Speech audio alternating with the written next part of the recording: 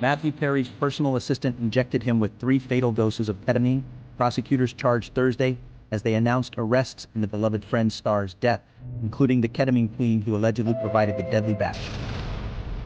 Kenneth Iwamasa, 59, and 4 others are accused of profiting off Perry and his spiraling drug addiction, resulting in his fatal overdose octi, 28, at his Pacific Palisades, California, home.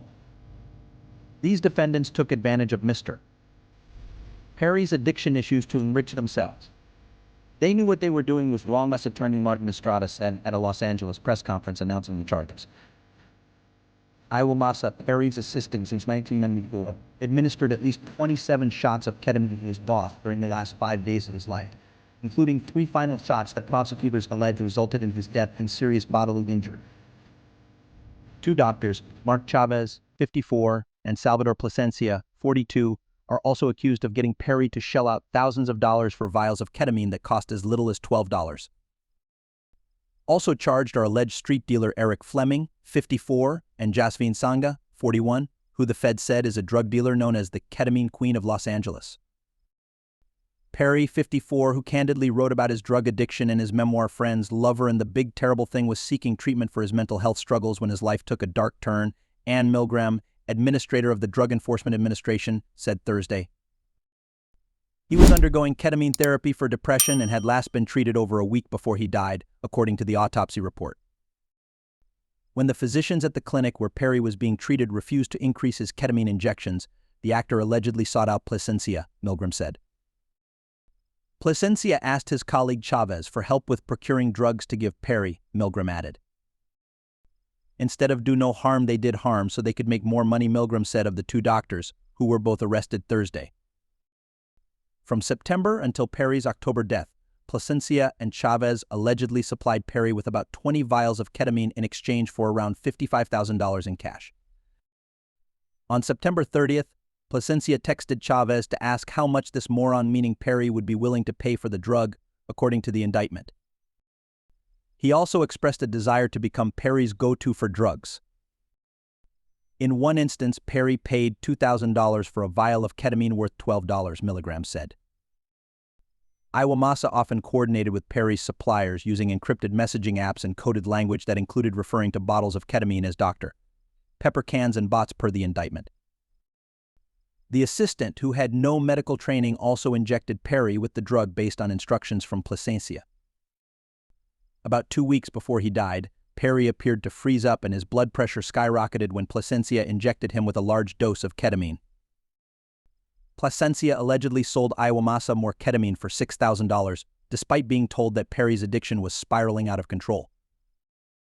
As Perry's addiction became more debilitating, he also started getting ketamine through Fleming, who allegedly sourced his supply from Sangha, the indictment explained. In one text exchange, Fleming told Iwamasa that Sangha only sold to high-end and celebs. Sangha ran her stash house out of her North Hollywood home, authorities said. Just 4 days before Perry's death, Fleming bought 25 vials of ketamine from Sangha's North Hollywood stash house in exchange for cash, the indictment claims. As part of the transaction, Sangha included ketamine lollipops as an add-on for Perry's large ketamine order, the document alleges. One neighbor told the Post on Thursday that the alleged dealer seemed nice and whatnot, but admitted that they knew something was up. I just heard from other neighbors that she partied and was into, or had some sketchy people she hung around, they explained. Authorities believe that Perry's final fatal dose of ketamine was supplied by Sangha. Iwamasa later found the actor floating face down in the hot tub at his home. At the time of his death, the actor had about 3.54 micrograms per milliliter of ketamine in his bloodstream, nearly 3 times the amount normally prescribed. The drug in Perry's system could not have been from his treatment, because ketamine's half-life is only 3 to 4 hours, the coroner said. A day before Perry died, Plasencia texted Iwamasa, offering to sell him more of the drug. I know you mentioned taking a break, Plasencia wrote to the assistant in a text message on October 27th, according to the indictment. I have been stocking up on the sec meanwhile. I am not sure when you guys plan to resume, but in case it's when I'm out of town this weekend, I have left supplies with a nurse of mine and I can always let her know the plan. I will be back in town Tuesday. Sangha was arrested in connection with a separate federal drug case in March, but was released from custody after posting a $100,000 bond, court records showed. In addition to Perry's death, she was also charged in connection with the death of Cody McClory, 33, who died in 2019 as a result of ketamine peddled by her, the indictment said. Shortly after McClory died, one of his siblings texted Sangha that the ketamine she sold my brother killed him. It's listed as the cause of death. A few days later, Sangha Googled, "Can ketamine be listed as a case of death?"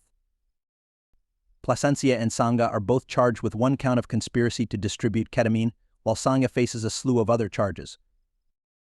Sangha has also been charged with one count of maintaining drug-involved premises, one count of possession with intent to distribute methamphetamine, one count of possession with intent to distribute ketamine, and 5 counts of distribution of ketamine.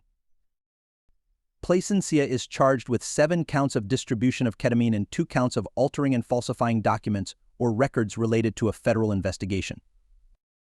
Fleming, Iwamasa, and Chavez have all copped plea deals in exchange for pleading guilty to various charges, include conspiracy to distribute ketamine and conspiracy to distribute ketamine resulting in death. Fleming and Iwamasa will face up to 25 years and 15 years, respectively, at sentencing. Chavez faces 10 years behind bars. Perry's family told NBC News on Thursday that they are heartbroken by his death and look forward to justice taking its course.